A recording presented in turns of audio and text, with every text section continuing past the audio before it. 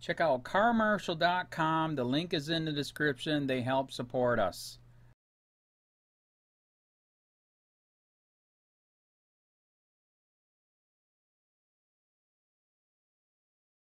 I've got a couple items, and one of them is a request for a motion to amend for the a resolution to provide for the public comment to be moved forward earlier in the agenda. Can I have a motion for that? I move. Thank you, Mr. Willis. I'll second it. Thank you. All in Mayor, favor? before we take a vote, I have a point of clarification on that item. I would like to know if public comment goes before and then we discuss, and if the public then has additional comments after hearing all of the business of the council, would they be then allowed to go to the podium and add to any business that we have discussed after they have already approached the podium? Most definitely. If they want to wait, stay through the evening, most definitely. Thank you. I'm trying to make this a little easier for the mothers and fathers who have to get their kids in bed by 8 o'clock, you know, homework, et cetera, et cetera. So, yes, at any time they can interject, yes. So we have a motion, second, all in favor? Okay, thank you. Mr. Mayor, so we will go ahead and draft an amendment to the procedural resolution to incorporate that. And if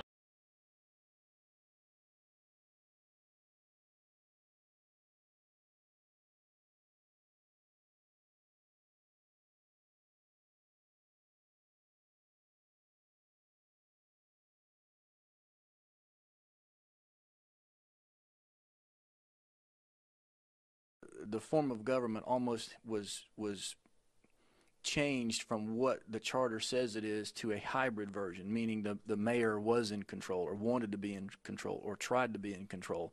And in this case, it's not the way. We're running it by the book. And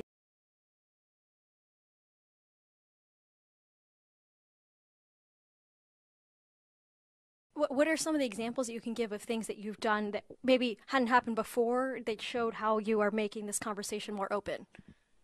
It's not me as much as it is as the chair of the committee. I let the dialogue take place. I don't shut down the dialogue.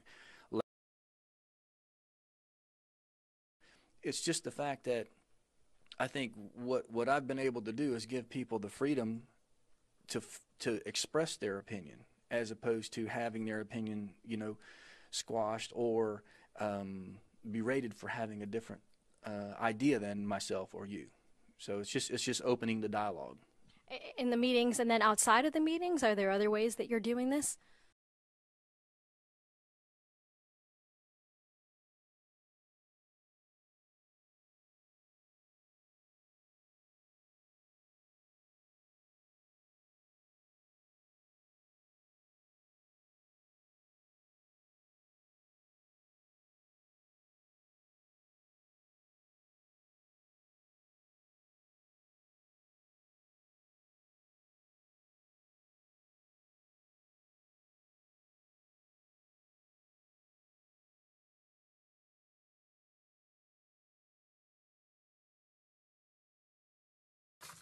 Okay, now what I would like to do at this time is I'd like to add a question to the council about public comments. In the past 8 or 9 months, the public comment section has been used as a tool to disrupt this council meeting. Last council meeting, we had over a 2-hour disruption. We had to move items forward. We don't want to disenfranchise the public comments. I think they are very important to what we do. But I think that as we all wait as council members to do our business, and as you manager and you attorney, we all wait to the end of the meeting to have our discussion about what's going on in the world. I'm asking the council for us to restructure the agenda to put public comments right before discussion from the city manager, city attorney, and council. That way, if there's a discussion issue that comes up from the public comment, we then at that point, you as manager, have the ability to address it if you're prepared, or not address it if you're not prepared. And we as council members can at the same time address it or not address it according to, our knowledge of the question or our knowledge of the comment. So my request to the council is it okay for you guys, for all of us, to move this agenda item to that section in the process. Second by Mr. Burgess. Mr. Shelley, did you have?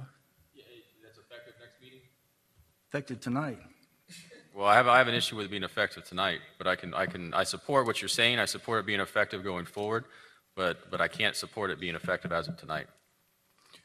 Not, okay, there's one no vote for Mr. Shelley. Mr. Williams? Yeah. Mayor, are we talking about moving public comment?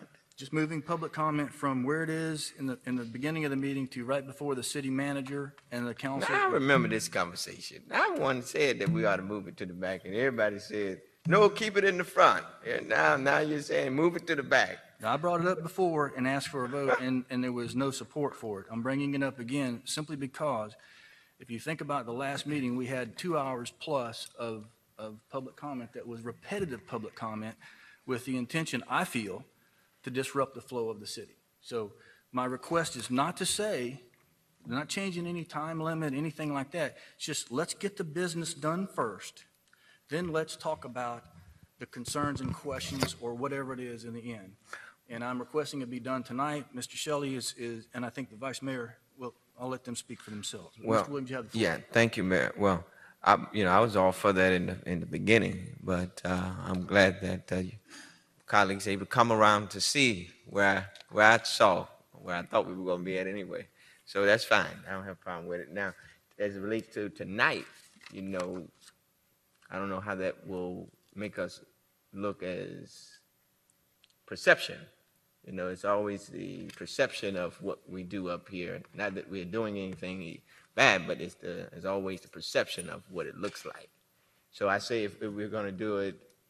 I mean, I think it should be done at the next meeting. That way, public is noticed, and we go from there. But I go with the consensus of the council. At this point, there's a motion and a second. So we'll let me. I'm sorry, Mr. Williams. Yeah, I'm done. Thank you, Mayor. Okay. Vice Mayor. Thank you, Mayor. I understand why it was initially moved to the front of the meeting to give our residents the opportunity to speak before we conduct business. But in light of what has been transpiring at these meetings, it seems as if the motives and the intentions have been changed. So I support moving the public comment towards the end, and I like the hybrid of that, giving the city manager or us, if we are prepared to respond to public comment. I like that addition very much. I'm not comfortable with starting that tonight. I think it should be properly noticed to give our residents the opportunity to speak tonight before we get through our business. So I will support it moving forward, but I can't support it moving forward tonight. Thanks. Mr. Burgess. Thank you. I remember sitting here in 2005 and 2006, 2004, and having to wait till midnight some nights at those long meetings. But I think people with sincere issues show up and stay there if they're sincere about their issues. So I fully support this. I think it's disruptive and tough on some of our clients that come down here that might be not having enough money, and they have 3 or 4 experts with them, and they're paying a lot of money to sit there. So I agree, in light of what we've seen the last several meetings or last 6 months, whatever it is, that we should move them to the back side of the meeting. My question for tonight would be to our attorney. We can move it if we want to with a motion and a majority. Is that correct, without any issues? You have no problem moving tonight if you want to. Okay. Thank you. I just wanted to make sure and put that point out there that legally we can. So thank you. And I'll leave it at that, Mayor. But I do support moving it, and I'll follow whatever the majority wants to do tonight. And I agree. This is simply a question to the council that's here as to how they want to approach this. My request is that it's not being used as a true public comment section. It's being used as a disruptive tool to embarrass the city and to try to, because it's the same conversation 27 or 30 times a night. We know the issue. We know the concerns. It's not in our jurisdiction. It's out of our hands. And yet the constant same question over and over again. They can have their opportunity to speak, but look, this is a business meeting. This is a business meeting. We're deciding the business access to the city right here tonight, not the other. So, okay, let's just do this. Let's just do this to see. We've got a motion to move it tonight to the end, this is a very short meeting. I felt like it might be a good opportunity to try. So let me just do a roll call on the question tonight. Hopefully, if it doesn't pass, someone will put another motion on the table to do something different. Roll call, Madam Clerk. Councilman Burgess? Yes. Councilman Williams? To move tonight,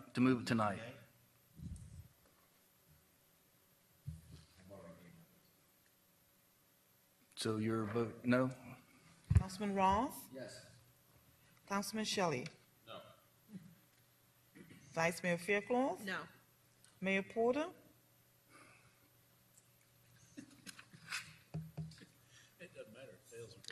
No. Is there a second motion?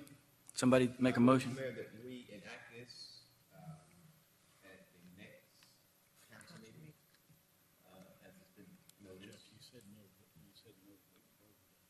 noted. My error, fat fingers on my yes vote. It's still died Still, because yeah. it's a tie. Failed. Motion failed, so So my motion, Mayor, if I have the floor, you do, sir. to move that we will place the public comment after the city manager. Before the city. I'm sorry, before the city manager's business, and that we would do that in the month of September. All right, so is there a second? Second. Okay, roll call, Madam Clerk. Councilman Ross? Yes. Councilman Williams? Yes. Councilman Burgess? Yes. Councilman Shelley? Yes. Vice Mayor Faircloth? Yes. Mayor Porter? Yes. The motion carries. Motion carries. Thank you, everyone. I appreciate it. I'll open the public hearing at this time.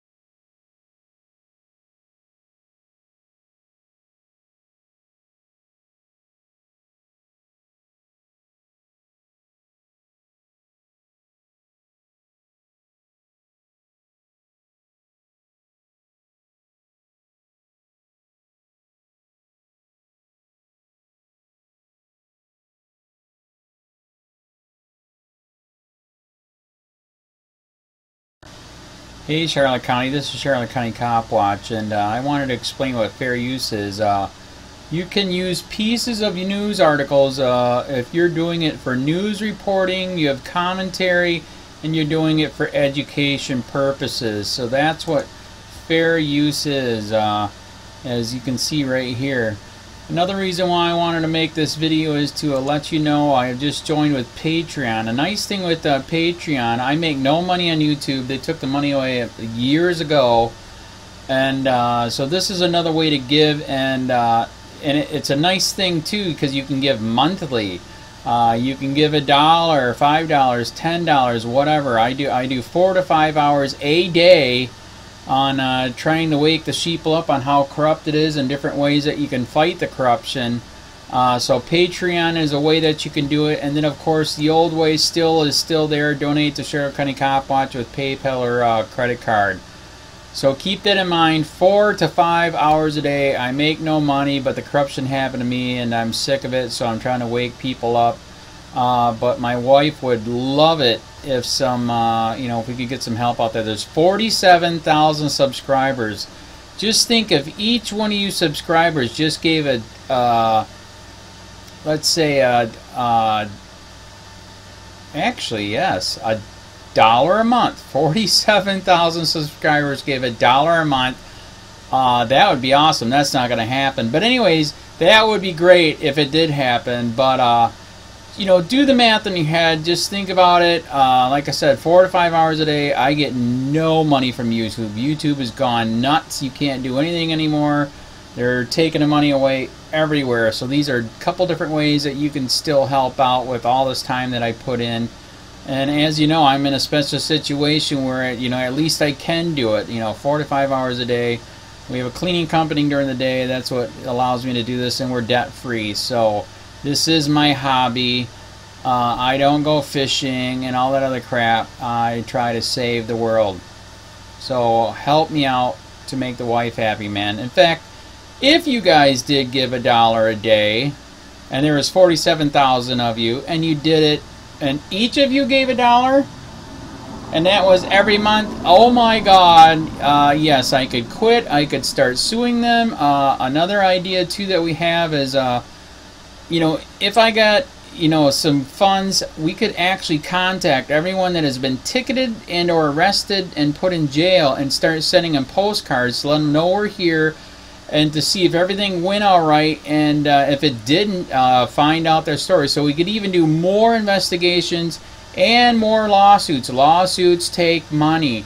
So just think about that. You know, 47,000 of you so far right now. You know, $1 a day. I mean, $1 a month on Patreon, or $5 a month Patreon, 10, 20, whatever. Just do the math in your head. Help out. This is a lot of work every single day. Thanks.